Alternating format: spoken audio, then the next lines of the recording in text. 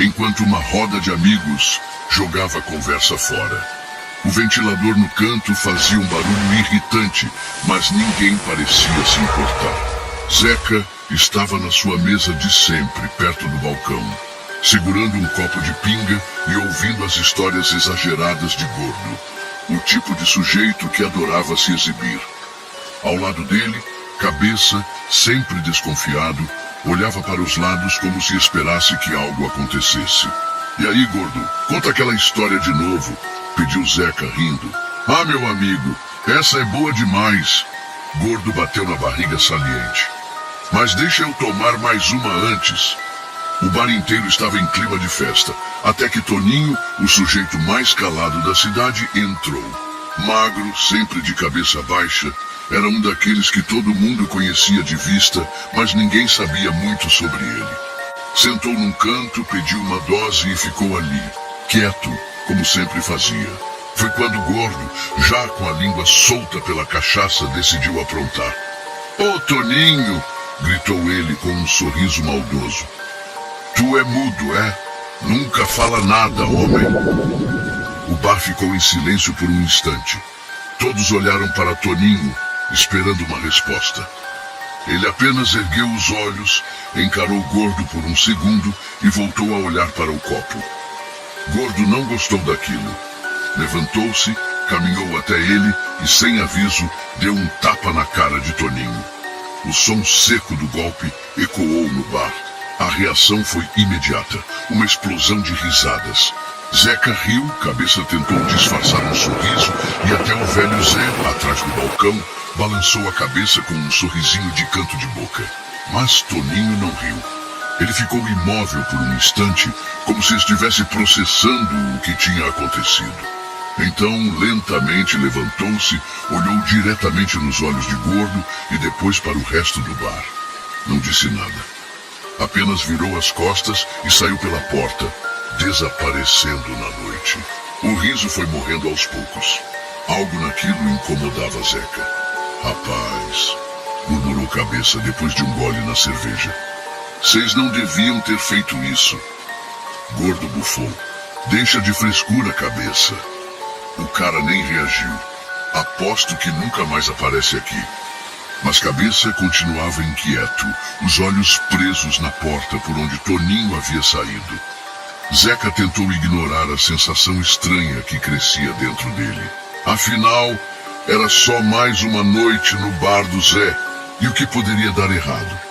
Nos dias que se seguiram, Toninho sumiu. Ninguém o viu mais pelo bar do Zé, nem na mercearia onde costumava comprar cigarro. Zeca, curioso, perguntou ao velho Neném, que morava perto da casa dele, se tinha notícias. "Rapaz, aquele homem sumiu no mundo", disse Neném, coçando o queixo. "Desde aquela noite, ninguém viu mais. Nem no trabalho ele apareceu." Isso incomodou Zeca. Por mais calado que Toninho fosse, ele sempre estava por ali, circulando pela cidade. Não era do tipo que simplesmente desaparecia. Mas Gordo, como sempre, não estava nem aí. "Deve ter se mandado de vergonha", zombava no bar. Bicho frouxo daquele não aguentou uma brincadeira. As risadas vinham mais fracas agora. A verdade é que ninguém falava muito sobre aquilo. Talvez por um certo incômodo, talvez por puro medo. Então começaram os boatos. Primeiro foram os uivos. Muita gente na cidade jurava ter ouvido uivos longos e profundos vindo do mato, sempre tarde da noite. Um som diferente do latido dos cachorros, mais sombrio, mais assustador. Depois foram as pegadas. Dona Cleide, que vendia bolo na feira, jurava ter visto pegadas enormes perto da estrada que levava para o sítio abandonado, no fim do povoado. Disse que parecia coisa de bicho grande, mas não era de cachorro, nem de onça. O pior veio com seu Zé Preto, que trabalhava na roça. "Vi um vulto no meio do mato", contou ele no bar. "Grande, andando em duas pernas. Mas não era gente, não. Aquilo era outra coisa." O bar inteiro ficou em silêncio. Cabeça, que estava quieto até então, finalmente falou. "Eu disse." Zeca e Gordo se entreolharam. "Disse o quê?" Perguntou Gordo sem paciência. Que vocês não deviam ter mexido com aquele homem? Deixa de ser doido, Cabeça. Tá falando como se Toninho tivesse virado um bicho. Cabeça cruzou os braços. Ele se virou? Gordo riu, mas a risada não veio tão forte quanto antes, porque no fundo algo estava diferente. E todo mundo sentia isso. O clima na cidade estava diferente. O bar do Zé já não era mais o mesmo. As risadas pareciam mais fracas, as conversas mais baixas, e até Gordo, que sempre enchia o peito para contar vantagem, agora evitava falar do tapa que deu em Toninho. A história sobre os uivos na mata se espalhou, e as pegadas misteriosas na estrada de terra viraram motivo de conversa até nas rodinhas de dona de casa. Mas o que mais incomodava Zeca era o silêncio de Cabeça. Ele não ria, não brincava, não bebia como antes. Só ficava ali, sempre com os olhos fixos na porta do bar, como se esperasse que algo entrasse a qualquer momento. Naquela noite, Zeca resolveu voltar para casa mais tarde do que o normal. Já tinha bebido algumas doses de cachaça e o bar estava quase fechando. A rua estava deserta, apenas alguns postes fracos iluminavam um caminho de terra. O vento soprava quente, carregando consigo o cheiro de mato e de terra seca. Os cachorros da vizinhança, que normalmente dormiam nessa hora, estavam inquietos. Eles latiam sem parar. Mas não era aquele latido comum. Era um som de alerta, como se estivessem sentindo algo que os humanos não conseguiam perceber. Zeca seguiu andando, tentando ignorar aquela sensação estranha de que havia algo errado. Mas foi quando ele virou a esquina que o frio percorreu sua espinha. Ele ouviu um som que nunca tinha ouvido antes. Um uivo. Não era um uivo qualquer. Não era um cachorro, não era um lobo-guará. Não era nada que ele pudesse reconhecer. O som era longo, profundo, carregado de um peso estranho, como se fosse de outro mundo. Era algo grande, primitivo, assustador. Zeca parou por um segundo, tentando convencer a si mesmo de que estava só imaginando coisas. Mas então, o uivo veio de novo, dessa vez mais perto. O coração dele disparou. Ele olhou para os lados, mas a rua estava deserta. Os postes pareciam mais fracos agora, e a escuridão do mato parecia se espalhar por tudo. Ele começou a andar mais rápido, os passos apressados levantando poeira do chão seco. O suor escorria frio pela testa, e a boca ficou seca. Ele sentia que não estava sozinho. Virou a última rua antes de casa, e por um segundo teve a certeza de que alguém estava observando ele. Uma sensação gelada percorreu sua nuca. Um instinto primitivo de perigo tomou conta do seu corpo. Ele olhou para trás, mas não viu nada. Apenas o vento soprando entre as árvores e a estrada de terra deserta. Mas havia algo ali. Ele podia sentir. No dia seguinte, a cidade acordou com uma nova história. O cachorro do seu Osmar, um vira-lata forte e briguento, foi encontrado morto no quintal. Não era um simples ataque. O bicho estava dilacerado, como se algo tivesse arrancado pedaços dele com garras afiadas. O pessoal se reuniu para olhar, e ninguém teve coragem de dizer em voz alta o que estavam pensando. Mas os olhos assustados e os cochichos baixos diziam tudo. Algo estava errado. Foi nesse dia que Cabeça olhou para Zeca e disse com a voz grave e séria: "Eu avisei." Zeca tentou rir. Tentou fingir que aquilo tudo era só coincidência, mas no fundo sentia que algo estava errado. Muito errado. Os dias passaram, mas a cidade não voltou ao normal. Os uivos continuavam. Sempre tarde da noite, sempre vindos da mesma direção. Do mato fechado perto da estrada. Os cachorros estavam cada vez mais inquietos, e a história do cachorro morto de seu Osmar correu rápido. Agora, ninguém mais ria dos boatos. Mesmo assim, a vida continuava. O bar do Zé abriu as portas como sempre, e os fregueses voltaram para suas mesas, tentando ignorar o medo que pairava no ar. Naquela noite, Zeca, Gordo e Cabeça estavam juntos de novo, mas o clima não era o mesmo.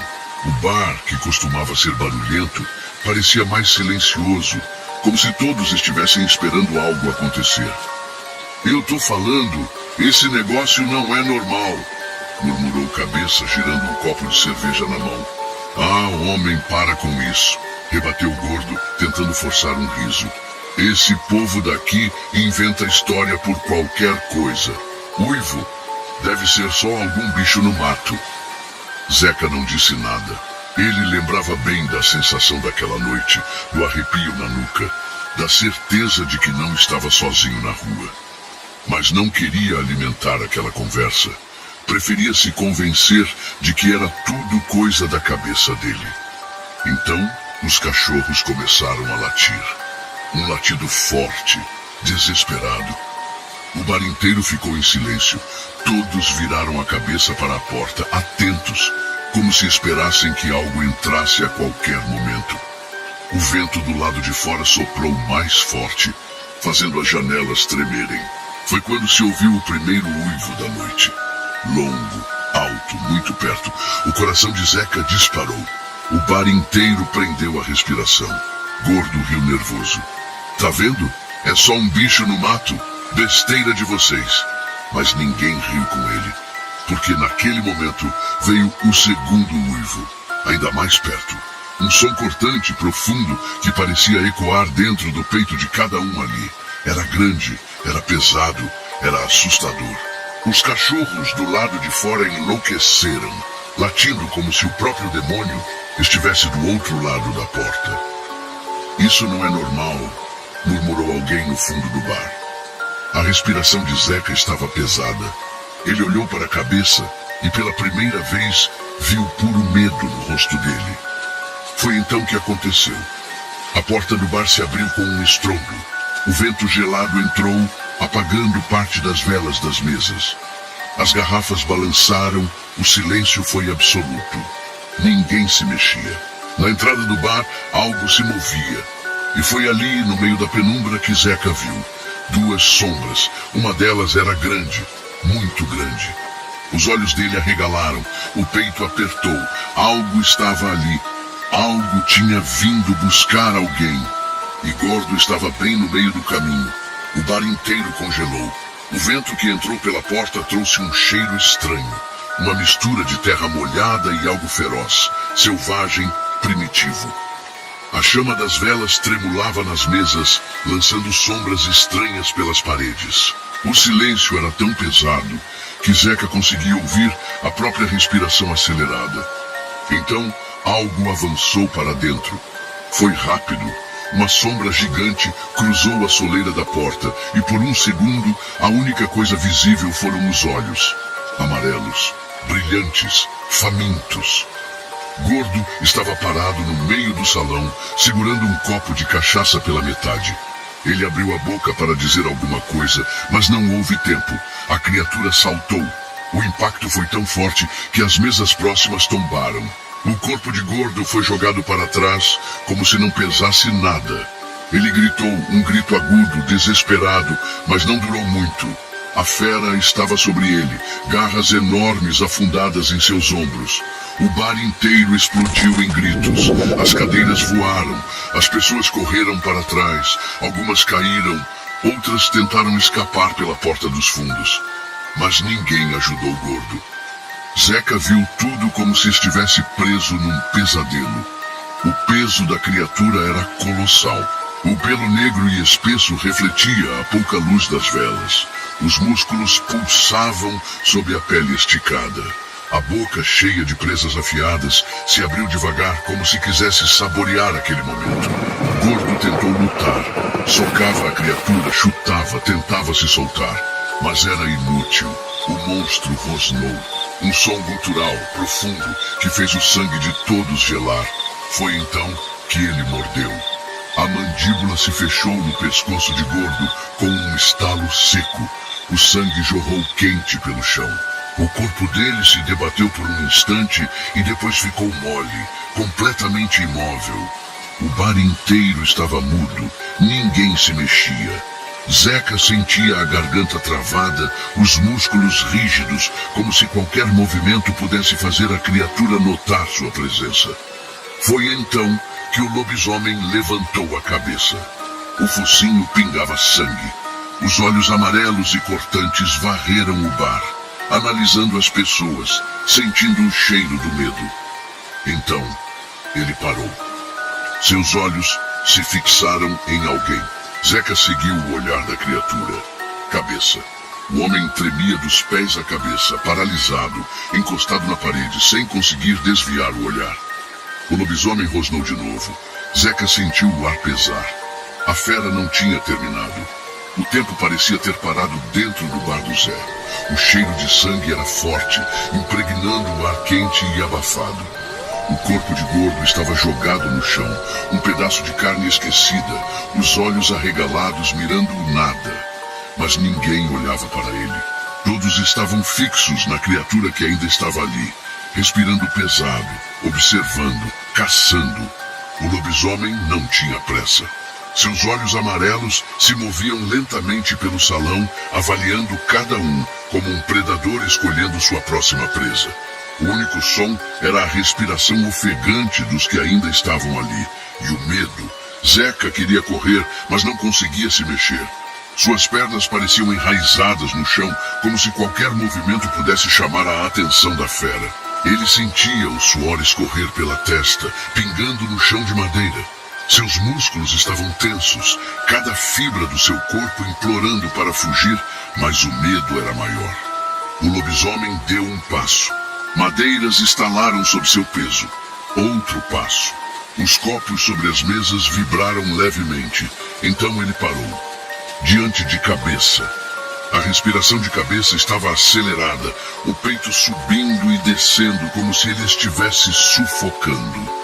Seus olhos estavam arregalados, o rosto sem cor. Ele tentava murmurar algo, mas sua voz falhava. Ele estava petrificado. O lobisomem inclinou a cabeça, como se estivesse estudando-o, farejando. Seus olhos se estreitaram. Algo naquela análise parecia diferente. Por um instante, ninguém respirou. Então, a fera deu um passo para trás e Zeca viu um brilho estranho nos olhos de Cabeça. Foi rápido, mas estava lá. Um brilho dourado, quase como um reflexo da própria criatura diante dele. O lobisomem parecia hesitante. Zeca sentiu um nó no estômago. Alguma coisa não estava certa. O monstro rosnou baixo, quase como um som de reconhecimento. Depois, sem aviso, virou-se, deu um salto impressionante e num único movimento saiu pela porta e desapareceu na noite. O bar ficou em silêncio absoluto. A fera foi embora, mas ninguém se sentia salvo. Zeca continuava olhando para a Cabeça. O homem tremia dos pés à cabeça, mas seu olhar estava diferente. Ele parecia assustado, mas não apenas com o que tinha visto. Era um medo mais profundo, um medo de si mesmo. Lá fora, os cachorros ainda latiam para a lua cheia. O silêncio no bar do Zé durou por longos minutos. Ninguém se mexia, ninguém falava. Apenas olhavam uns para os outros, tentando entender o que diabos tinha acabado de acontecer. O cheiro de sangue ainda estava no ar. E o corpo de gordo caído no chão, como um lembrete cruel de que tudo aquilo era real. Zeca sentia o coração martelando no peito. O bar estava destruído, mesas reviradas, cadeiras caídas, garrafas quebradas espalhadas pelo chão. Mas nada daquilo importava agora. O que importava era a Cabeça. Ele ainda estava encostado na parede, pálido, ofegante, os olhos fixos na porta por onde o lobisomem desaparecera. Mas havia algo errado com ele. Zeca sentiu isso na hora. Cabeça! Sua voz saiu fraca, hesitante. Cabeça não respondeu. Apenas virou o rosto devagar. E Zeca viu. Os olhos dele ainda estavam arregalados de medo. Mas no fundo, bem no fundo, havia outra coisa ali. Algo novo, algo desconhecido, algo selvagem. Zeca sentiu um arrepio subir pela espinha. Aquele brilho dourado. Ele tinha certeza do que viu. Era o mesmo brilho que estava nos olhos do lobisomem. Você viu aquilo, né? Murmurou Zeca, dando um passo para trás. Cabeça finalmente piscou, como se estivesse despertando de um transe. Ele engoliu seco, olhou ao redor e percebeu que todos estavam encarando ele agora. Eu não sei, murmurou, a voz falhando. Zeca queria acreditar nele, queria acreditar que tudo aquilo não passava de um choque, que Cabeça estava só assustado, mas não podia, porque algo dentro dele gritava que a história não tinha acabado. Naquela noite, ninguém dormiu. O corpo de Gordo foi retirado pelos moradores e o bar do Zé fechou as portas sem previsão para reabrir. A cidade inteira estava em choque. E então veio a pior parte. Na noite seguinte, os uivos voltaram, mas dessa vez vieram de 2 lugares diferentes, e um deles vinha de dentro da cidade. Os dias se passaram e ninguém nunca mais falou sobre aquela noite. O bar do Zé permaneceu fechado por semanas. Algumas pessoas deixaram a cidade com medo de que aquilo acontecesse de novo. Mas para Zeca, o medo de verdade não estava no mato. Estava aqui, porque ele via a Cabeça todos os dias. E algo nele tinha mudado. Os olhos estavam mais fundos, o jeito mais calado. Ele quase não saía mais de casa. E quando saía, seus olhos pareciam diferentes, mais atentos, mais perigosos. Na mesma noite, os uivos começaram de novo. Dessa vez, muito mais próximos. No fim das contas, essa não foi apenas uma história sobre um lobisomem. Foi uma história sobre respeito, consequências e o medo do desconhecido. Gordo achava que podia humilhar quem quisesse, que a vida era uma eterna roda de risadas às custas dos outros. Ele nunca pensou no peso de seus atos, nunca imaginou que um tapa, uma humilhação pública, pudesse custar tão caro. Mas o destino tem formas estranhas de equilibrar as contas. Toninho, o homem tímido e frágil, carregava algo dentro dele que ninguém sabia. Assim como muitas pessoas caladas, ele escondia um poder que só se revelaria quando fosse provocado ao limite. No caso dele, esse poder vinha de uma maldição, um instinto primitivo e feroz que aguardava nas sombras. Mas no mundo real, quantas vezes ignoramos o que as pessoas sentem, os traumas que carregam, até que seja tarde demais. Cabeça, por outro lado, entendeu tudo antes de todo mundo. Ele sabia que havia certas coisas com as quais não se brinca, que algumas forças não devem ser provocadas. E Zeca. Ele aprendeu da pior forma que o medo verdadeiro não é o de monstros do mato, mas o medo daquilo que não podemos entender ou controlar. No final, a cidade nunca mais foi a mesma. O bar do Zé fechou as portas, os risos morreram e os uivos nunca cessaram. O verdadeiro terror não foi apenas ver um lobisomem em ação, mas saber que ele ainda estava lá.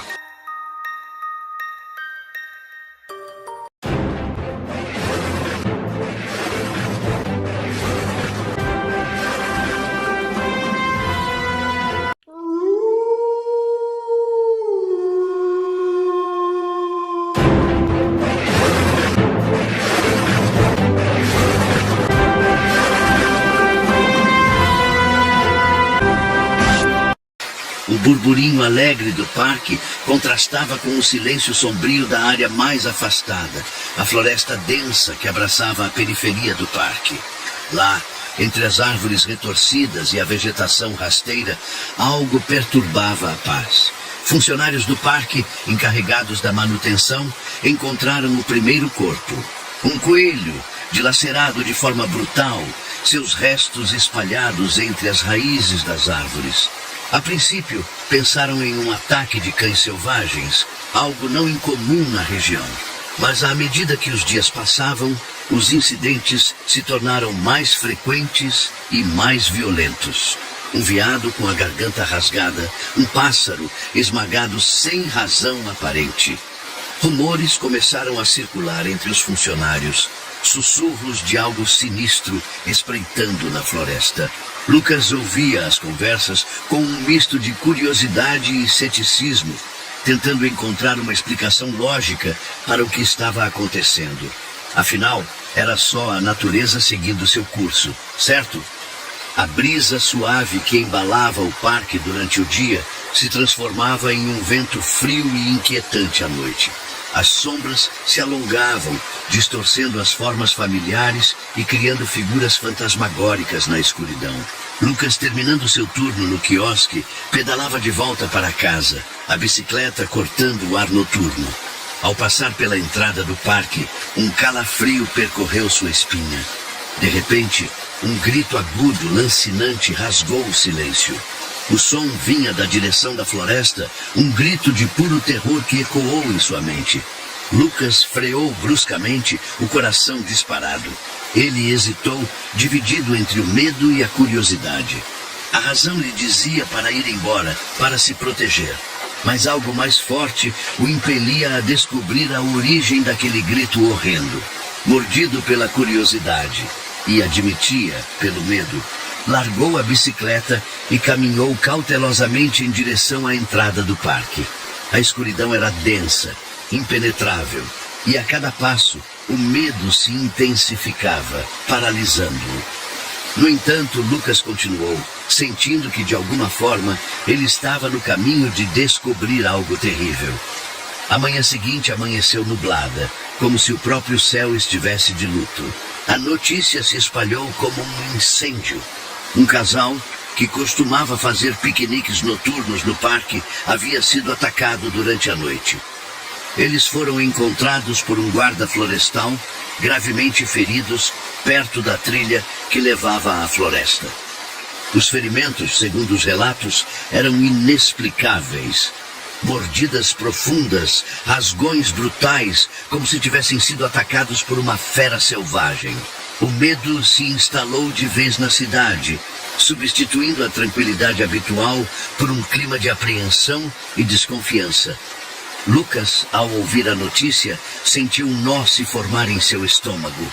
O grito da noite anterior, os animais mortos na floresta, agora tudo fazia sentido. Algo terrível estava acontecendo no parque, algo que ia além da compreensão humana. Ele sabia, no fundo de seu coração, que o paraíso havia sido manchado por uma sombra escura e que a inocência havia se perdido para sempre. O Parque das Acácias nunca mais seria o mesmo. O salão da prefeitura estava lotado, um mar de rostos preocupados e tensos. A reunião da cidade foi convocada em resposta aos ataques e a atmosfera era carregada de medo e indignação. Moradores clamavam por respostas, exigindo que as autoridades tomassem medidas para garantir a segurança de todos. O xerife Becker, um homem de meia idade com um olhar cansado e uma postura firme, tentava manter a ordem. Ele prometeu reforçar a patrulha no parque, instalar mais iluminação e investigar a fundo os ataques. Mas suas palavras não eram suficientes para acalmar a crescente histeria. Vozes se levantavam, acusando a prefeitura de negligência, exigindo a captura do animal responsável pelos ataques. Becker, visivelmente frustrado, repetiu que todas as hipóteses estavam sendo consideradas, mas que era preciso manter a calma e evitar conclusões precipitadas. No entanto, a semente do medo já havia sido plantada, e a razão parecia estar perdendo a batalha para a emoção. Lucas, ainda abalado pelo que havia testemunhado, sentia a necessidade de entender o que estava acontecendo. Ele se lembrou do Sr. Elias, um velho morador que vivia em uma casa isolada nos arredores da cidade, conhecido por suas histórias e lendas sobre a região. Decidido a buscar respostas, Lucas foi até a casa de Elias. O velho o recebeu com um sorriso enigmático e um olhar que parecia penetrar em sua alma. Lucas contou sobre os ataques, sobre o grito na noite e sobre a criatura que havia visto. Elias ouviu atentamente, sem interromper. Quando Lucas terminou, O velho suspirou e disse: "A floresta guarda muitos segredos, Lucas. Segredos antigos que é melhor deixar adormecidos." Ele então começou a narrar uma lenda antiga, uma história transmitida de geração em geração sobre uma criatura que assombrava a floresta em noites de lua cheia. Um lobisomem, uma transformação monstruosa de um homem em uma fera sedenta de sangue. Lucas ouvia a história com ceticismo, mas a descrição de Elias da criatura era assustadoramente. Uma dúvida perturbadora começou a se instalar em sua mente. Seria possível que a lenda fosse real? Os dias que se seguiram foram marcados por uma crescente tensão na cidade. O medo se espalhava como uma doença, contaminando a todos. As ruas ficaram desertas à noite, as casas trancadas, e o Parque das Acácias, antes um refúgio de alegria, se tornou um lugar proibido, envolto em um silêncio sinistro. A aproximação da noite de lua cheia intensificava o clima de apreensão. Lucas não conseguia dormir, atormentado pelas imagens da criatura e pela dúvida sobre a lenda. Ele sentia uma necessidade irresistível de saber a verdade, de desmascarar o monstro ou provar que tudo não passava de uma alucinação. Naquela noite, Lucas tomou uma decisão ousada. Ignorando o perigo e os apelos de seus amigos, ele resolveu ir até o parque, armado apenas com uma lanterna, um gravador e uma coragem vacilante. Ele precisava ver com seus próprios olhos. Precisava confrontar a sombra que pairava sobre a cidade. Lucas sabia que estava arriscando sua vida, mas a busca pela verdade era mais forte que o medo. A noite era escura e silenciosa, a lua cheia brilhando intensamente no céu, como um farol macabro guiando-o para o coração das trevas. A escuridão dentro do parque era ainda mais densa do que Lucas imaginava. A luz da lanterna mal conseguia penetrar nas sombras, revelando apenas fragmentos da realidade. O ar estava carregado de umidade e de um cheiro estranho, um odor animalesco que o fez estremecer. Cada farfalhar de folha, cada rangido de galho soava como um aviso, aumentando sua apreensão. Lucas avançava cautelosamente pela trilha, o coração batendo forte no peito. Ele ligou o gravador, esperando capturar qualquer som que pudesse ajudá-lo a entender o que estava acontecendo. De repente, um rosnado gutural, animalesco, ecoou na floresta, quebrando o silêncio opressivo. O som vinha de perto, muito perto. Lucas paralisou, a lanterna tremendo em sua mão. Do meio das árvores, uma figura enorme, sombria, se materializou. Seus olhos brilhavam em um vermelho intenso, como brasas incandescentes. Pelos densos cobriam seu corpo, e suas garras afiadas reluziam à luz da lua. Era o lobisomem, uma criatura monstruosa, uma aberração da natureza. Lucas sentiu o sangue gelar em suas veias. O medo o paralisou, impedindo-o de se mover, de gritar, de respirar. A criatura rosnou novamente, mostrando seus dentes afiados, e avançou em sua direção. Lucas, em um ato de puro reflexo, apertou o botão do gravador, capturando alguns segundos do som aterrorizante. Então, a criatura investiu contra ele, e Lucas, dominado pelo pânico, virou-se e correu, correndo por sua vida, correndo para longe do pesadelo que havia se tornado real. A criatura uivou, um som aterrador que ecoou por toda a floresta, enquanto Lucas lutava para escapar das garras da morte. Ele sabia, com uma certeza absoluta, que sua vida nunca mais seria a mesma. Lucas cambaleou para fora do parque, o corpo tremendo, a mente em branco. Ele correu até a casa de Sofia e Pedro, seus melhores amigos, precisando desesperadamente compartilhar o que havia visto. Ao abrir a porta, Sofia e Pedro se assustaram com a aparência de Lucas, pálido e ofegante. Ele contou tudo, detalhe por detalhe, sobre o grito, a criatura, o medo paralisante. Sofia e Pedro ouviram em silêncio, incrédulos. Eles sempre foram céticos em relação a lendas, e histórias de terror. Inicialmente, duvidaram da sanidade de Lucas, pensando que ele havia tido um pesadelo ou sofrido um choque. Mas, ao ouvirem a gravação do rosnado, um som gutural e animalesco que parecia vir das profundezas do inferno, seus rostos empalideceram. A dúvida começou a corroer seu ceticismo. Em gravação, era a prova de que algo realmente estranho estava acontecendo no parque. Algo que desafiava a lógica e a razão. Eles olharam para Lucas, seus olhos cheios de medo e confusão. A partir daquele momento, sabiam que suas vidas haviam mudado para sempre. O mundo que conheciam havia se tornado mais sombrio e mais assustador. No dia seguinte, Lucas, acompanhado por Sofia e Pedro, decidiu ir à delegacia e contar ao xerife Becker sobre o lobisomem. Ele sabia que seria difícil ser levado a sério, mas sentia a responsabilidade de alertar as autoridades sobre o perigo que rondava a cidade. Lucas narrou sua experiência, mostrando a gravação como prova. O xerife Becker ouviu atentamente, com um olhar cético e impassível. Ao final da história, ele suspirou e disse: Lucas, eu entendo que você está assustado, mas essa história de lobisomem é um absurdo. Ele descartou a gravação como um truque de edição de som ou um animal selvagem comum. Becker argumentou que a polícia estava investigando os ataques e que todas as evidências apontavam para causas naturais ou criminosos humanos. Ele pediu a Lucas para não espalhar boatos e para deixar a investigação com as autoridades. Lucas ficou frustrado e indignado. Ele sabia o que havia visto, sabia que a criatura era real.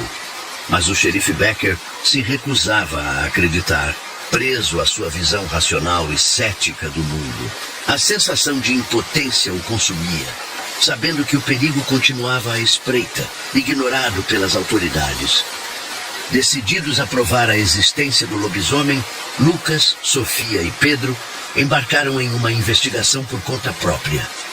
Eles vasculharam a área do parque onde Lucas havia encontrado a criatura, procurando por rastros e evidências. Encontraram pegadas enormes, desproporcionais para qualquer animal conhecido e marcas de garras profundas em árvores, como se uma força descomunal as tivesse dilacerado. Eles fotografaram as evidências e levaram as fotos para o xerife Becker, esperando que ele mudasse de ideia. Mas o xerife permaneceu cético, atribuindo as pegadas a um urso ou outro animal selvagem e as marcas nas árvores a fenômenos naturais. Ele se recusou a levar a sério a possibilidade de um lobisomem, insistindo que eles estavam perdendo tempo e que deveriam deixar a investigação com a polícia. Lucas, Sofia e Pedro se sentiram frustrados e desanimados. Eles sabiam que estavam certos, mas ninguém acreditava neles. A sensação de que estavam sozinhos na luta contra o monstro se tornava cada vez mais forte. No entanto, a morte iminente de inocentes os impulsionava a continuar, mesmo que ninguém mais os apoiasse. Eles eram a única esperança da cidade. A noite pairava sobre o Parque das Acácias, mais escura e sinistra do que nunca. A lua, escondida atrás de densas nuvens, não oferecia nenhum consolo. Lucas, Sofia e Pedro se reuniram na entrada do parque, prontos para a caçada.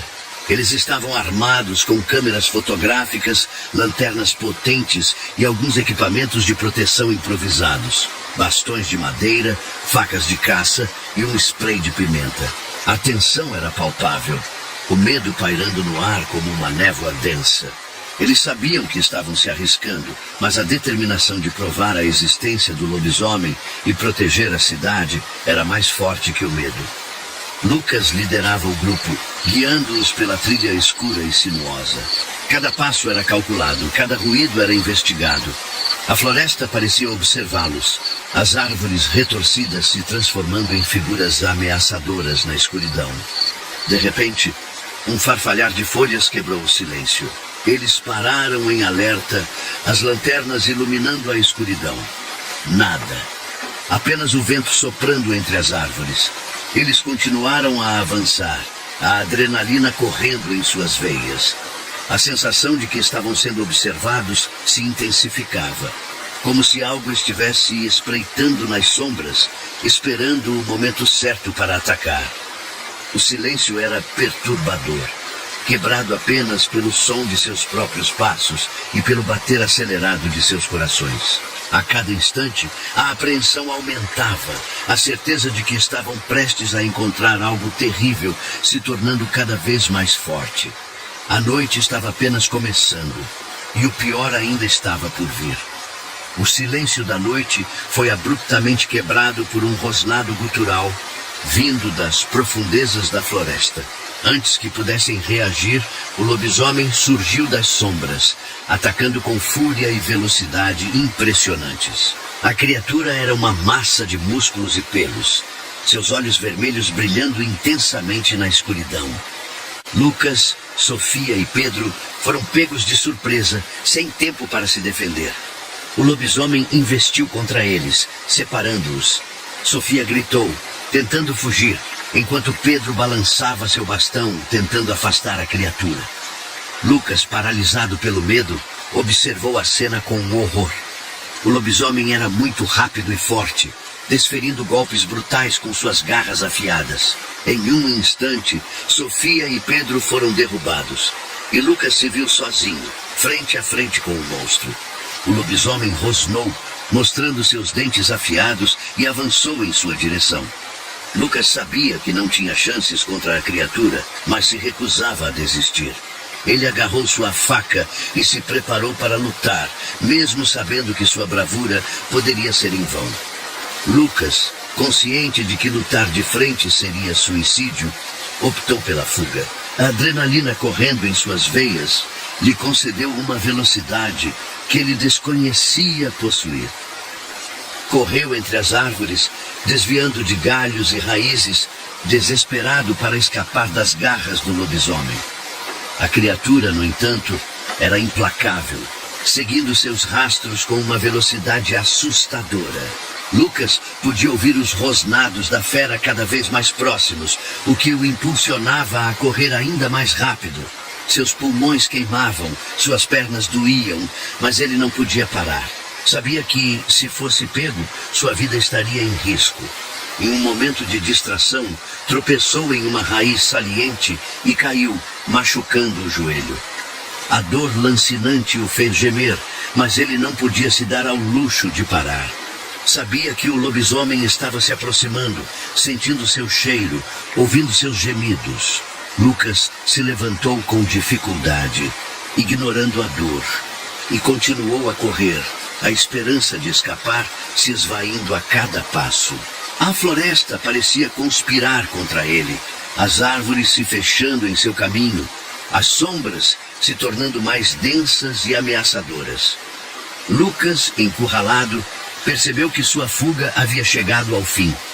O lobisomem se aproximava, rosnando e mostrando seus dentes afiados. Ele se preparou para o ataque, agarrando sua faca com força, determinado a lutar até o fim. De repente, um grito ecoou na floresta. Sofia e Pedro, recuperados do ataque inicial, haviam retornado para ajudar Lucas. Pedro, correndo na frente, gritou para atrair a atenção do lobisomem. A criatura instintivamente se virou em direção a Pedro, esquecendo Lucas por um instante. Pedro, sabendo que não tinha chances contra o lobisomem, continuou a correr, atraindo a criatura para longe de Lucas e Sofia. Ele sabia que estava se sacrificando, mas estava disposto a fazer o que fosse preciso para salvar seus amigos. Lucas e Sofia, chocados com a bravura de Pedro, aproveitaram a oportunidade para escapar, correndo o mais rápido que podiam na direção oposta. Lucas, com o coração apertado, sabia que Pedro havia acabado de lhes dar uma chance de sobreviver. Uma chance que ele não podia desperdiçar. Aquele ato de heroísmo mudaria sua vida para sempre. Lucas e Sofia, após correrem por um longo tempo, encontraram um lugar seguro para se esconder. Eles estavam exaustos, feridos e aterrorizados. mas a preocupação com Pedro era maior que qualquer dor física. Decidiram voltar para procurá-lo, mesmo sabendo do perigo. Guiados pelos rosnados distantes do lobisomem, eles se aproximaram do local do ataque. O que encontraram os deixou em choque. Pedro estava caído no chão, gravemente ferido. Seu corpo estava coberto de sangue e sua respiração era fraca e irregular. Lucas e Sofia correram para socorrê-lo, mas era tarde demais. Pedro estava à beira da morte. Com um fio de voz, Pedro murmurou sobre a criatura, sobre sua força e ferocidade. Ele implorou para que Lucas e Sofia parassem o lobisomem, para que ninguém mais sofresse o que ele havia sofrido. Então, com um último suspiro, Pedro fechou os olhos e se foi. A morte de Pedro causou um choque profundo em Lucas e Sofia. A dor da perda se misturava à raiva e à sede de vingança. A partir daquele momento, sua caçada ao lobisomem se tornou algo pessoal. Eles não estavam mais lutando apenas para proteger a cidade, mas também para honrar a memória de seu amigo, para vingar sua morte. A determinação de caçar o lobisomem se tornou inabalável, alimentada pela dor e pelo desejo de justiça. A morte de Pedro foi o estopim para a fúria da cidade. A notícia se espalhou rapidamente e o medo se transformou em raiva.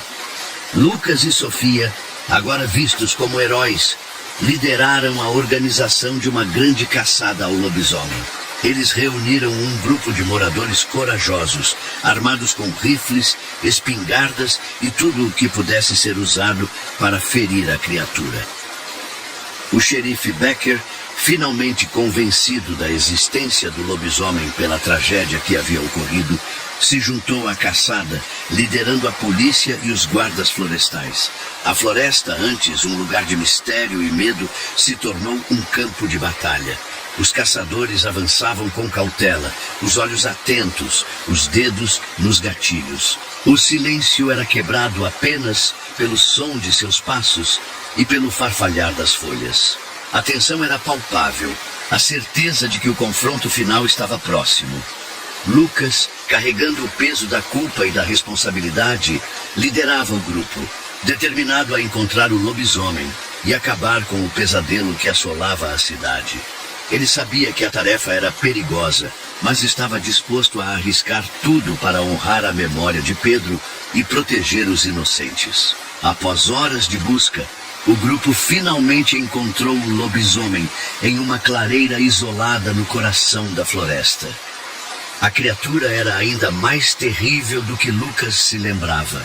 Seus olhos vermelhos brilhando com uma fúria animalesca. O lobisomem rosnou, mostrando seus dentes afiados, e se preparou para o ataque. Os caçadores, sem hesitar, abriram fogo. Balas cortaram o ar, atingindo o corpo do lobisomem. A criatura urrou de dor, mas não recuou. Ela investiu contra o grupo, atacando com garras e dentes. Uma batalha feroz se iniciou, o som dos tiros se misturando aos rosnados e gritos dos caçadores. O lobisomem era forte e ágil, desviando das balas e derrubando os caçadores com facilidade. Vários moradores foram feridos, alguns gravemente, mas a determinação do grupo era inabalável. Eles continuaram a lutar, cercando o lobisomem, atirando sem parar. A criatura, enfraquecida pelos ferimentos, começou a perder a força. No momento em que parecia que o lobisomem seria derrotado, o céu se abriu e uma tempestade torrencial desabou sobre a floresta. Raios cortavam o céu, iluminando a clareira com flashes assustadores. O vento uivava, derrubando árvores e dificultando a visão dos caçadores. O lobisomem, aproveitando a confusão e a escuridão, se desvencilhou do cerco e correu para a floresta, desaparecendo na noite. Os caçadores, atordoados pela tempestade, tentaram seguir seus rastros, mas a chuva forte apagou qualquer vestígio da criatura. O lobisomem havia escapado, deixando para trás um rastro de destruição e medo. A fúria da natureza parecia ter conspirado para proteger o monstro, permitindo que ele fugisse e continuasse a assombrar a cidade. A frustração e o desespero tomaram conta dos caçadores. A vitória, que parecia tão próxima, havia se transformado em uma amarga derrota. O pesadelo continuava. Os dias que se seguiram foram sombrios e tristes. O corpo de Pedro foi encontrado e enterrado, recebendo homenagens como um herói. A cidade, devastada pela tragédia, tentava se recuperar do choque. O Parque das Acácias foi fechado.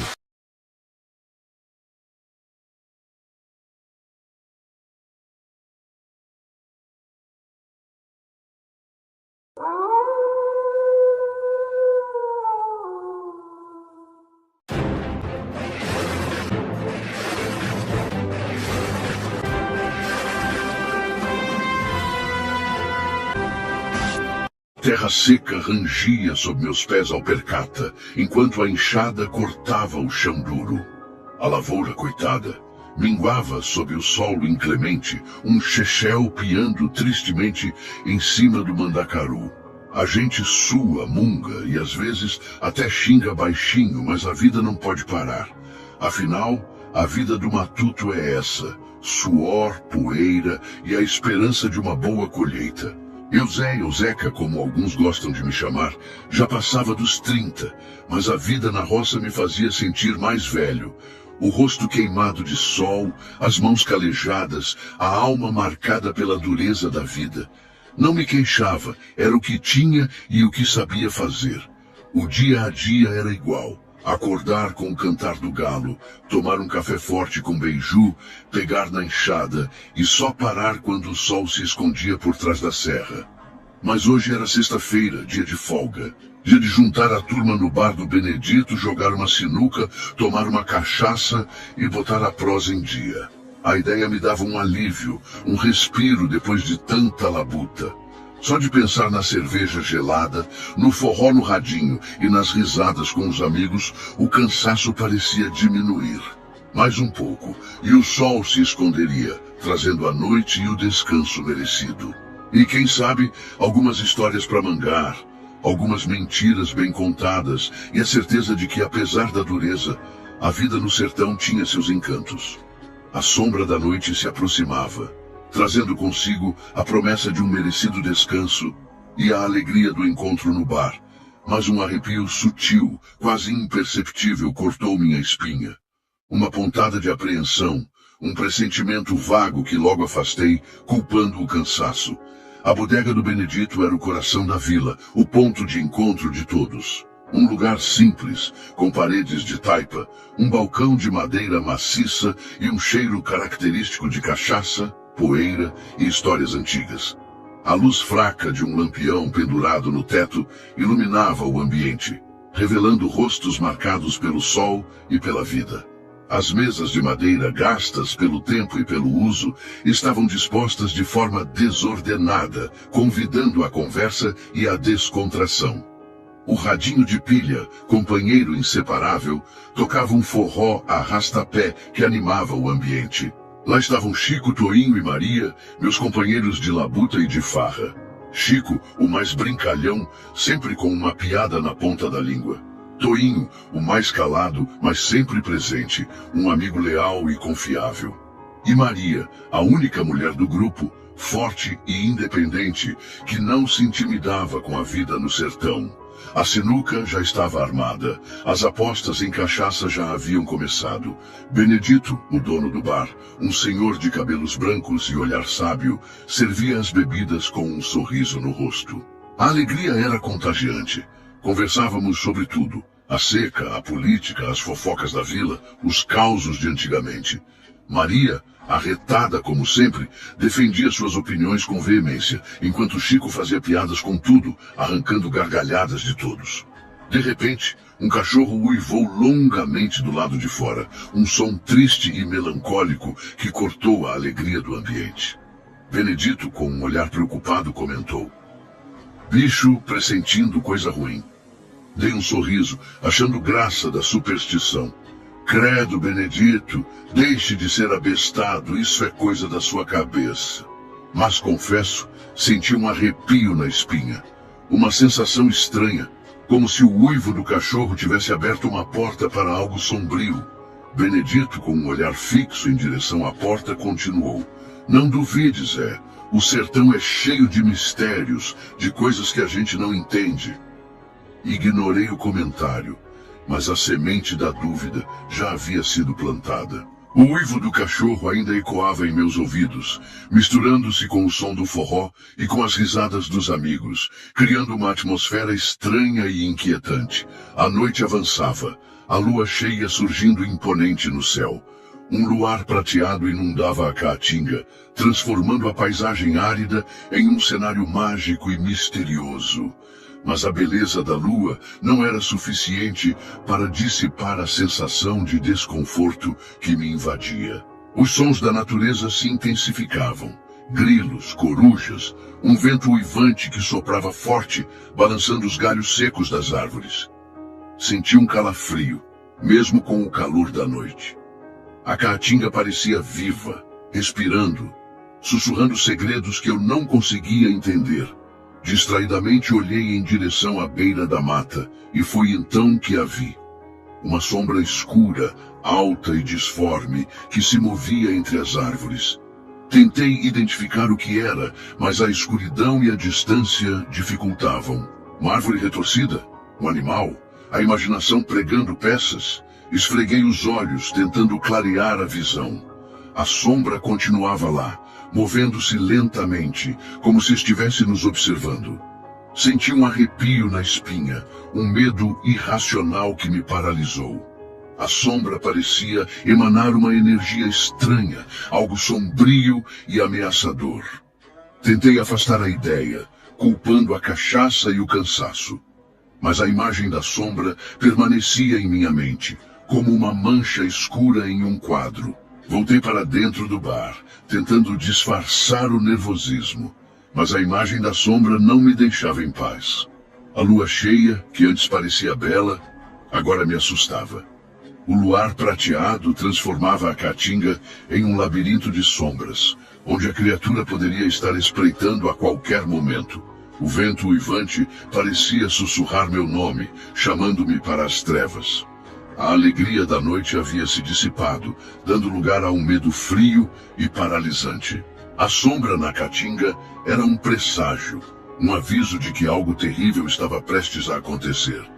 O corisco cortava o céu, iluminando brevemente a caatinga, e por um instante, juro que vi 2 olhos vermelhos brilhando na escuridão. O cachorro uivou novamente, agora com mais intensidade e desespero. Um uivo lancinante que cortava o silêncio da noite e fazia arrepiar até os pelos do braço. Os outros cachorros da vizinhança responderam em coro, criando uma sinfonia de lamentos que ecoava pela vila. Os animais estavam inquietos, agitados, como se pressentissem algo terrível. As galinhas cacarejavam alvoroçadas, correndo de um lado para o outro, como se estivessem fugindo de um predador invisível. Um cavalo relinchou e tentou se soltar da cerca, batendo as patas no chão com força. O medo começava a se espalhar pelo bar, contagiando a todos. Chico, sempre brincalhão, agora estava sério, com o rosto pálido. Toinho, o calado, apertava o terço nas mãos, murmurando uma oração. Maria, a forte, tremia levemente, tentando disfarçar o medo. Benedito, com um olhar sombrio, sacudiu a cabeça. Eu avisei, murmurou. Os bichos sentem quando a coisa é ruim. Tentei manter a calma, racionalizar a situação. Calma, gente, isso é só bicho assustado. Alguma coisa deve ter espantado eles. Mas a minha voz soava hesitante, sem convicção. No fundo, eu sabia que não era apenas um bicho assustado. Havia algo mais, algo sinistro e inexplicável, que estava perturbando os animais e nos invadindo com um medo paralisante. O cheiro de enxofre pairava no ar, sutil, quase imperceptível, mas presente. Um cheiro nauseante que me embrulhava o estômago e aumentava a sensação de pavor. A noite, antes alegre e convidativa, agora se tornava sombria e ameaçadora. Precisei sair. A bexiga apertava e o ar rarefeito do bar me sufocava. Me levantei e caminhei cambaleante em direção à porta. "Aonde você vai, Zé?" perguntou Maria com a voz embargada pelo medo. "Ali fora, mijar. Já volto", respondi, tentando transmitir segurança, o que não era verdade. Abri a porta com cuidado, espiando para os lados. A lua cheia iluminava a caatinga, revelando um cenário de sombras e silêncio. Os cachorros haviam parado de uivar. Os grilos silenciavam. O vento cessara. Um silêncio sepulcral pairava no ar. Caminhei alguns passos em direção à beira da mata, aliviando a bexiga. Foi então que o vi, uma figura alta e escura, parada na beira da caatinga, espreitando na escuridão. Não consegui distinguir os detalhes, mas senti o horror emanando da criatura. Uma presença maligna que me paralisou com o medo. A criatura era alta, muito alta, com ombros largos e braços longos que quase tocavam o chão. Seus olhos brilhavam em vermelho intenso, como brasas incandescentes. Um cheiro forte de terra molhada e carne podre invadiu minhas narinas, nauseando-me. Tentei gritar, mas a voz não saía. Tentei correr, mas as pernas não obedeciam. Estava paralisado, como se estivesse preso em um pesadelo. A criatura moveu-se lentamente em minha direção. A cada passo, o medo aumentava, sufocando-me. Senti o coração bater forte no peito, as mãos suarem frio, a boca seca. A criatura era real, palpável, uma manifestação do mal. Rezei baixinho, pedindo proteção. Mas as palavras da oração não me traziam conforto. A criatura se aproximava cada vez mais. Já conseguia ver seus dentes afiados, sua boca rasgada, seu pelo escuro e emaranhado. Seus olhos vermelhos fixos em mim, como se estivesse me estudando, me saboreando. A criatura soltou um rosnado gutural, um som animalesco que me fez tremer da cabeça aos pés. Era o lobisomem, a criatura lendária que assombrava os contos de minha avó. O cabra da peste, o ser amaldiçoado que personificava o mal. "Corre, corre! É o lobisomem!" Gritei com a voz embargada pelo medo. Corri de volta para o bar, tropeçando nas pedras, sentindo o coração saltar pela boca. "Tranca a porta! Tranca a porta!" berrei enquanto entrava cambaleante. O pânico se instaurou no bar. Ninguém entendia o que estava acontecendo, mas a expressão de terror em meu rosto era suficiente para gerar histeria. Chico e Toinho correram para trancar a porta e as janelas, enquanto Maria tremia em um canto, agarrada ao terço. Benedito, com um olhar preocupado, pegou um facão e se posicionou atrás do balcão. "O que foi, Zé? O que você viu?" perguntou Chico com a voz trêmula. "O lobisomem, ele está lá fora. Eu vi", respondi ofegante. A descrença inicial dos meus amigos se transformou em medo ao perceberem a seriedade da situação. O bar, que antes era um refúgio de alegria e descontração, agora se tornava uma armadilha mortal. Estávamos encurralados, presos em um pequeno espaço, à mercê de uma criatura lendária. O som dos passos pesados do lado de fora, o rangido da madeira, o uivo do vento, tudo contribuía para aumentar o terror.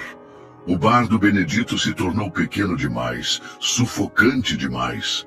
O cheiro de cachaça se misturava com o cheiro de medo, criando uma atmosfera nauseante.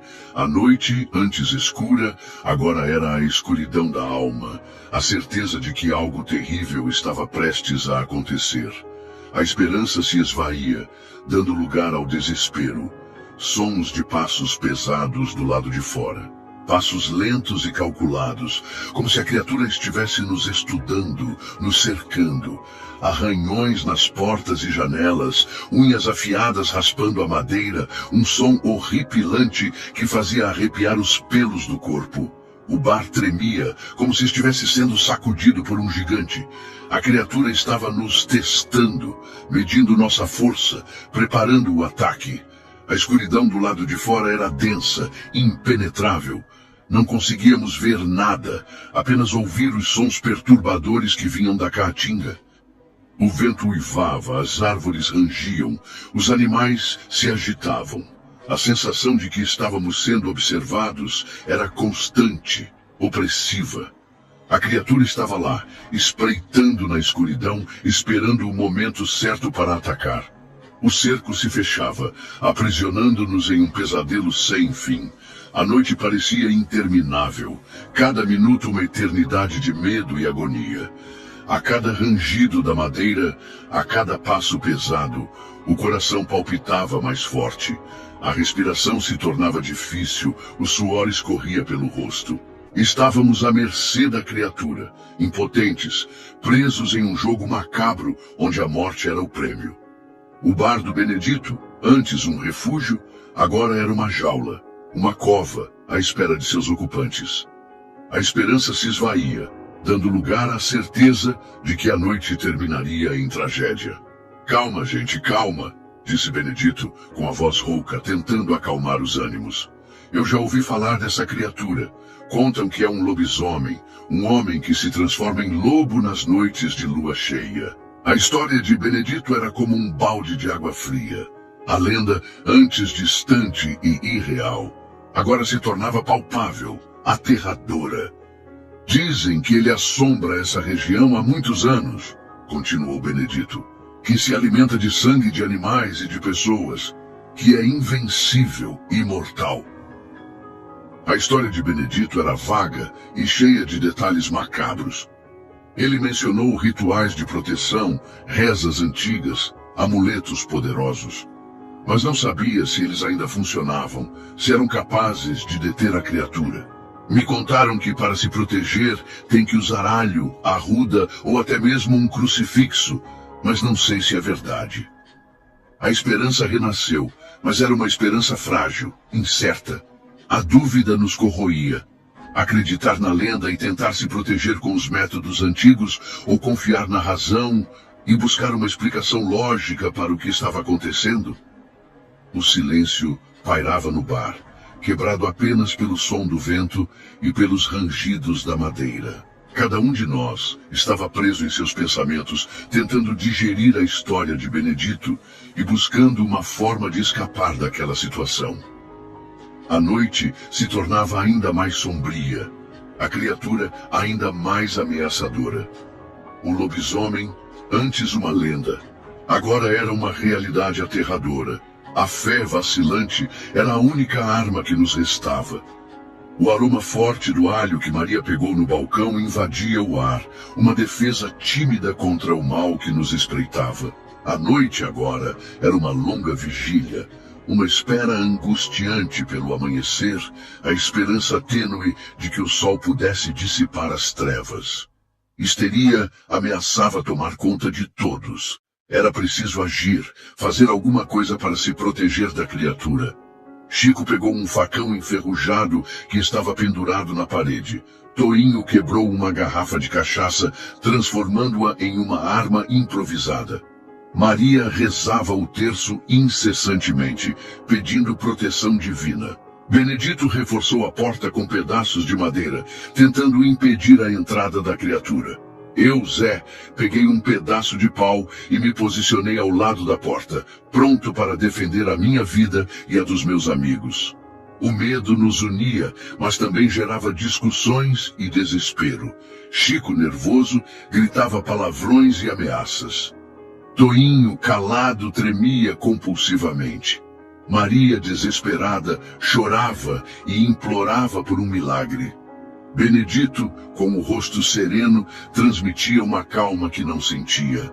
A fragilidade das armas improvisadas era evidente.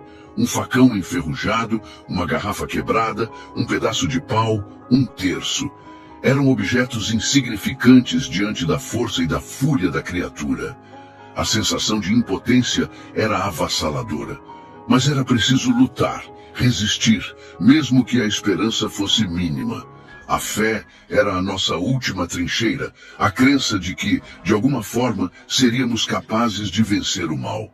Maria continuava a rezar, sua voz embargada pelo choro, mas carregada de fé. As palavras da oração ecoavam no bar, criando uma atmosfera de esperança e proteção. A noite se tornava uma batalha, uma luta desigual entre a fragilidade humana e a força sobrenatural. O medo, o desespero e a fé se misturavam, criando uma atmosfera tensa e sufocante. De repente, um estrondo violento sacudiu o bar.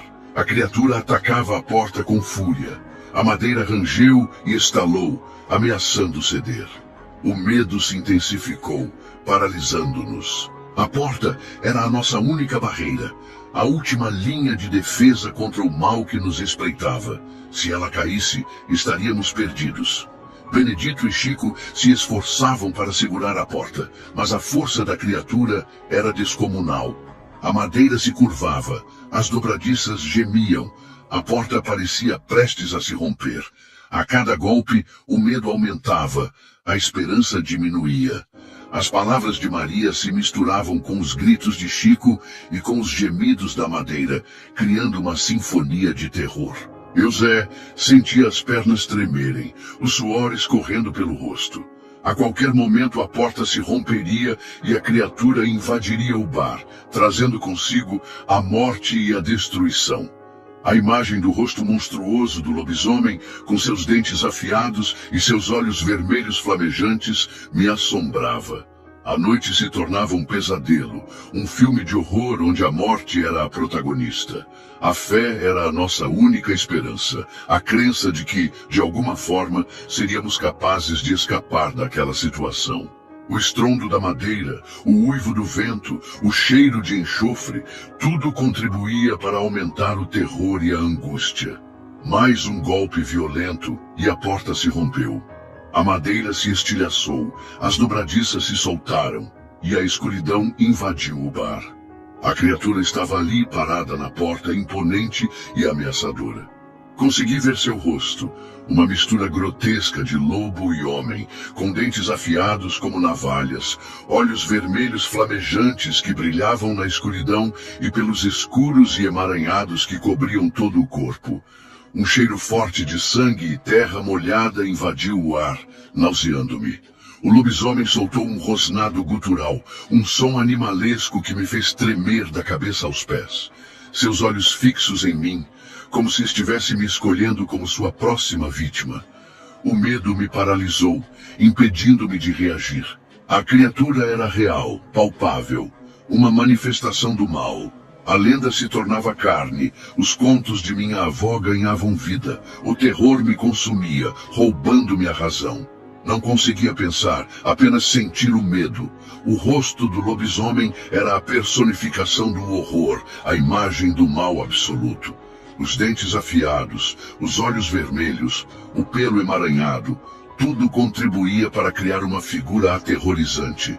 A criatura moveu-se lentamente em minha direção, como se estivesse me caçando, me torturando psicologicamente antes de me matar. O bar do Benedito se transformou em um palco de horror, onde a morte era a grande atração. A escuridão, o cheiro de sangue, o rosnado do lobisomem, tudo contribuía para aumentar o terror e a angústia. A fé, vacilante, era a única arma que nos restava. Maria continuava a rezar, sua voz embargada pelo choro, mas carregada de fé. As palavras da oração ecoavam no bar, criando uma atmosfera de esperança e proteção. A noite se tornava uma batalha, uma luta desigual entre a fragilidade humana e a força sobrenatural. Em um ato de coragem ou desespero, não sei bem o que me moveu, avancei contra o lobisomem, brandindo o pedaço de pau. Chico e Toinho me seguiram, armados com o facão e a garrafa quebrada. Maria continuava a rezar, de olhos fechados, como se estivesse em transe. Benedito se posicionou atrás do balcão, pronto para defender o bar com todas as suas forças. A luta era desigual. O lobisomem era forte e ágil, seus golpes rápidos e precisos. Desviava dos nossos ataques com facilidade e contra-atacava com fúria. O pedaço de pau se quebrou em minhas mãos. O facão de Chico ricocheteou no pelo espesso da criatura. A garrafa de Toinho se espatifou no chão. Estávamos perdendo a batalha. O lobisomem me derrubou com um golpe, sentindo o bafo quente de sua boca em meu rosto. Seus dentes afiados brilhavam à luz do lampião. A morte me encarava de perto, revelando sua face monstruosa. Fechei os olhos, esperando o golpe fatal. Mas, de repente, algo aconteceu. Um grito agudo cortou o ar, seguido de um clarão intenso. Maria havia jogado o crucifixo na criatura. O lobisomem se afastou bruscamente, como se tivesse sido queimado. Rosnou de dor e raiva, recuando em direção à porta. Um cheiro de queimado invadiu o bar, nauseando-nos. Maria continuava a rezar, com o crucifixo em suas mãos. A fé havia nos salvado? O crucifixo era realmente eficaz contra o lobisomem? Ou seria apenas uma coincidência? A dúvida nos corroía. A criatura ainda estava lá, espreitando na porta, pronta para atacar novamente. Mas algo havia mudado. O lobisomem parecia hesitante, como se estivesse com medo do crucifixo. A esperança renasceu, frágil e incerta, mas presente. A fé, antes vacilante, agora se fortalecia. Acreditávamos que, de alguma forma, seríamos capazes de vencer o mal. O silêncio pairava no bar, quebrado apenas pela respiração ofegante dos sobreviventes e pelo sussurro das orações de Maria. A noite se tornava uma batalha espiritual, uma luta entre a fé e o terror. O lobisomem, ferido e furioso, aguardava o momento certo para desferir o golpe final.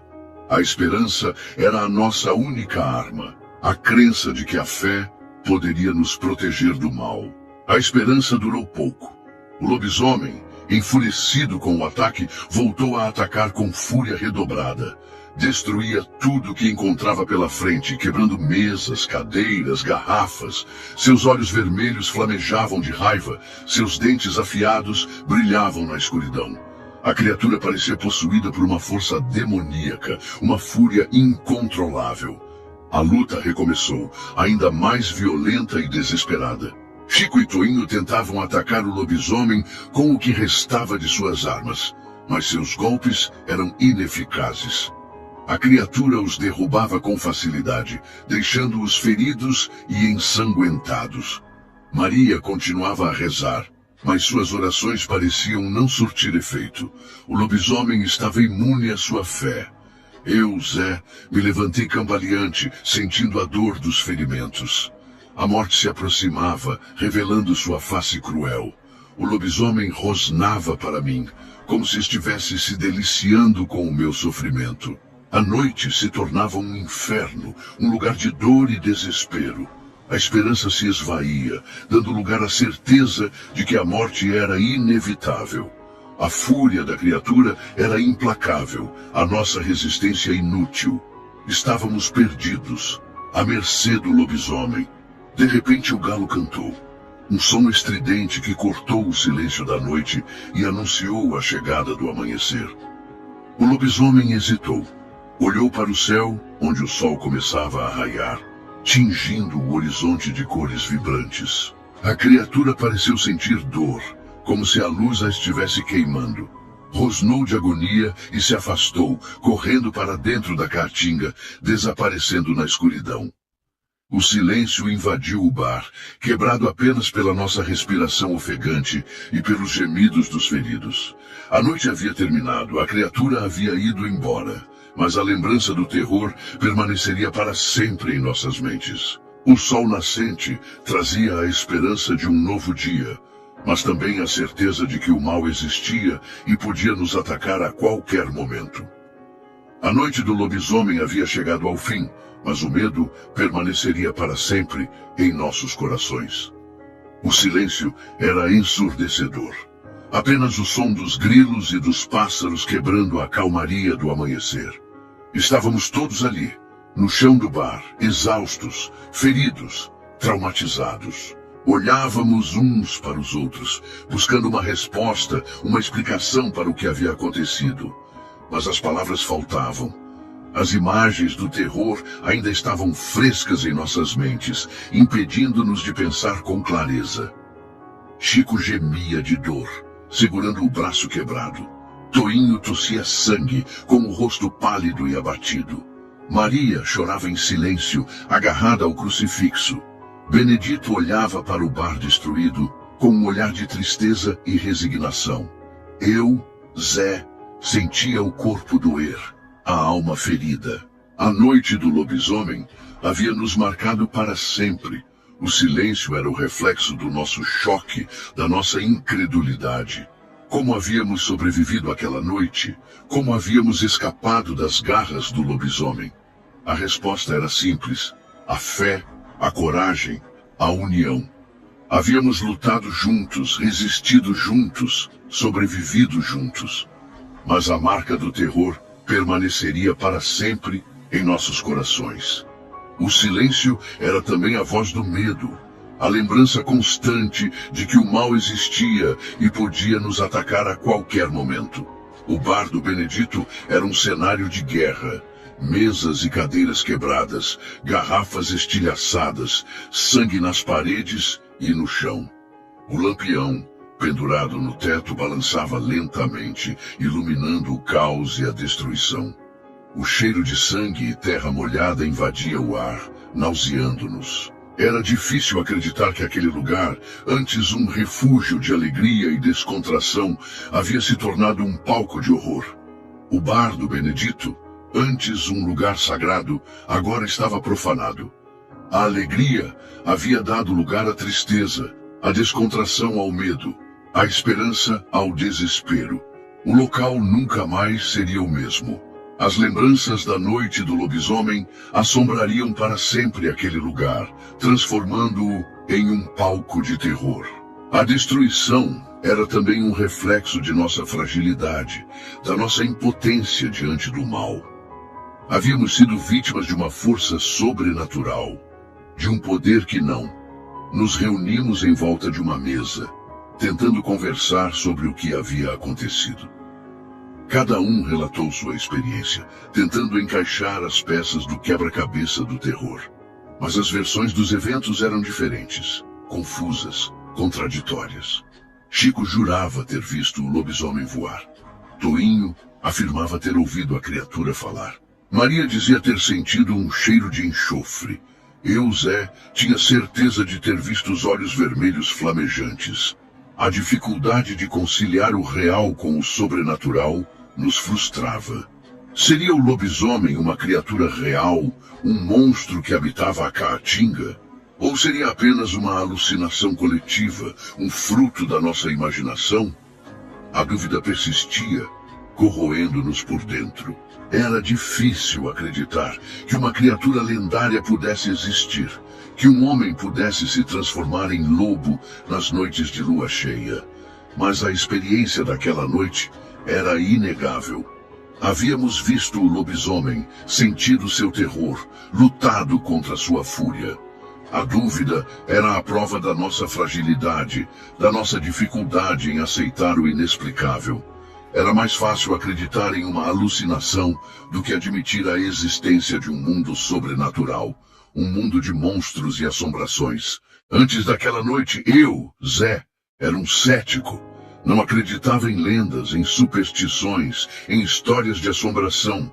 Confiava na razão, na ciência, no mundo palpável. Mas a experiência da noite do lobisomem mudou tudo. A criatura havia me confrontado com o inexplicável, com o sobrenatural, com o terror que reside nas trevas. Depois daquela noite, eu, Zé, nunca mais fui o mesmo. A descrença havia dado lugar à fé, a razão ao medo, o mundo palpável ao mundo das assombrações. Minha visão de mundo havia mudado para sempre. Passei a acreditar em lendas, em superstições, em histórias de assombração. Passei a desconfiar da razão, da ciência, do mundo palpável. Passei a acreditar que o sertão, além de belo e acolhedor, também podia ser cruel e assombrado. A mudança em mim era evidente. Me tornei mais calado, mais introspectivo, mais medroso. Evitava sair à noite, evitava passar perto da Caatinga, evitava falar sobre o lobisomem. O terror daquela noite me assombrava constantemente, roubando-me a paz e a tranquilidade. A mudança era a prova do meu trauma, da minha fragilidade, da minha incapacidade de lidar com o inexplicável. A noite do lobisomem havia me transformado em um homem assombrado, um prisioneiro do medo. Nunca entendi por que o lobisomem foi embora. Por que ele desistiu de nos matar. Por que ele fugiu para dentro da caatinga. Teria sido a luz do sol. Teria sido o crucifixo. Teria sido algo mais, algo que não conseguimos entender. O mistério permanecia, corroendo-me por dentro. Tentei encontrar uma explicação lógica, uma resposta racional para o que havia acontecido. Mas não consegui. O inexplicável se recusava a ser explicado. Talvez o lobisomem fosse uma criatura inteligente, capaz de sentir o perigo e de tomar decisões racionais. Talvez ele estivesse apenas se divertindo conosco, nos torturando psicologicamente antes de nos matar. Talvez ele fosse um ser amaldiçoado, preso em um ciclo de terror e sofrimento. Talvez ele fosse apenas um fruto da nossa imaginação, uma projeção dos nossos medos e inseguranças. A falta de respostas me frustrava, me angustiava. O inexplicável era a prova da nossa ignorância, da nossa incapacidade de compreender os mistérios do universo. Era a lembrança constante de que existem coisas que a razão não pode explicar, que a ciência não pode desvendar. Depois daquela noite, nunca mais fui o mesmo. Vivi com medo, sempre atento aos sinais da caatinga, sempre com a sensação de que o lobisomem poderia voltar a qualquer momento. O sertão, antes um lugar familiar e acolhedor, agora era um lugar assombrado.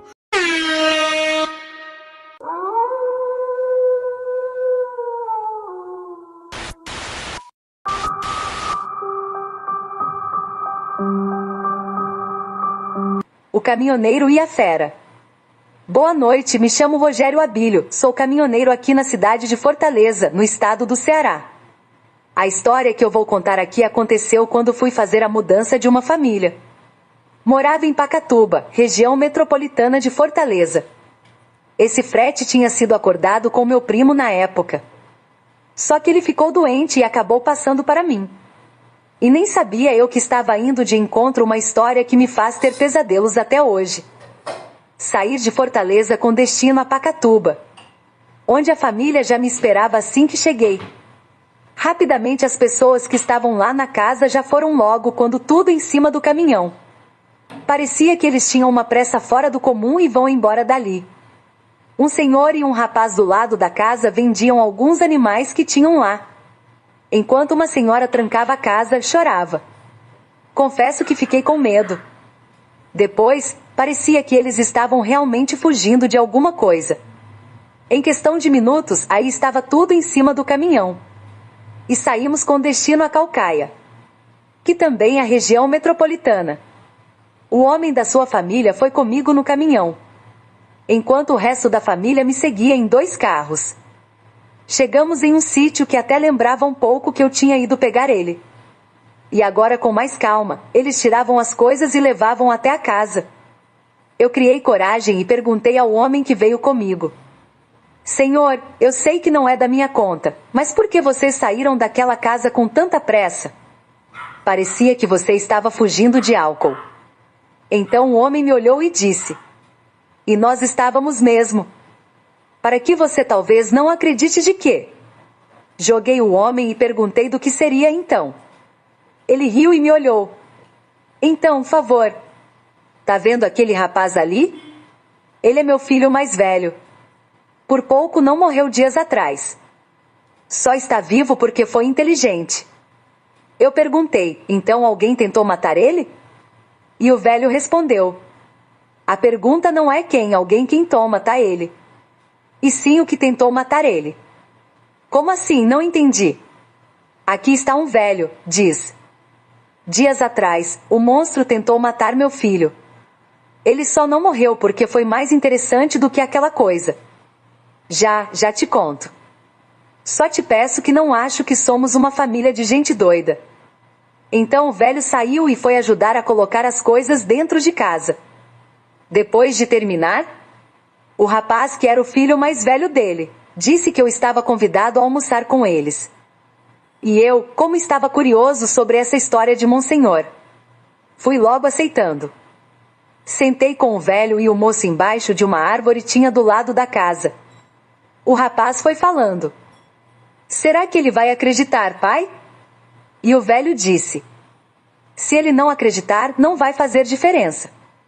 A gente já saiu de lá mesmo. Então o jovem começou a falar. Alguns dias atrás, eu estava vendendo umas frutas na feira.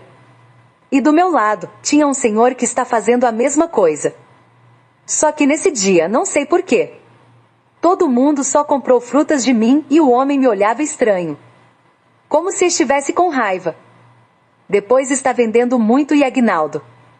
Quando foi por volta de meio-dia, minha noiva chegou. Onde eu estava?